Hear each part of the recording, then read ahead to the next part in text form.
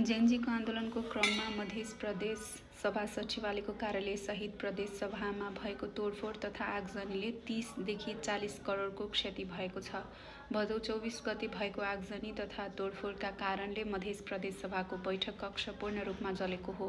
प्रदेश सभामा रहेका सबै प्रकारका फर्निचर, एसी, सीसीटीभी सहितका सम्पूर्ण उपकरणहरू जलेर नष्ट भएको छ। बैठक कक्षमा रहेको मधेस आन्दोलन तथा जनआन्दोलनका शहीदहरूको तस्बिर पनि जलेको हो।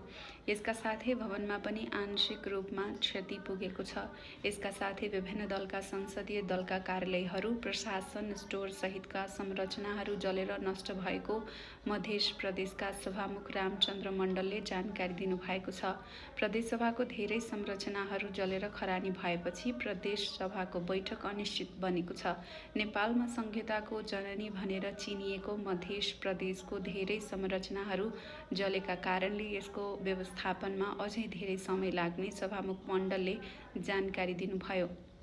उता मध्य प्रदेश सभा सचिवालयका सचिव बासु कोइरालाले प्रदेश सभाबाट चोरिएका सामानहरू फिर्ता गर्नका लागि सूचना नै जारी गर्नुभएको छ। मध्य प्रदेश सभाबाट printer, LED computer, photocopy machine, AC, battery, CCTV camera, laptop सहितका सामग्रीहरू आन्दोलनको क्रममा लुटेर लगेकोमा फिर्ता गर्नका लागि सूचना नै जारी गर्नुभएको छ। यसैबीच मध्य प्रदेश सभा सचिवालय क्षेत्रमा भएको आगजनी तथा तोडफोडले छरपष्ट भएका सामग्रीहरू तथा कार्यालयका खरानीलाई हटाउनका लागि कर्मचारीहरू परिचालित रहेका छन्। आज बिहानदेखि नै प्रदेश सभा सचिवालयको सरसफाइमा कर्मचारीहरू लागि परेका छन्।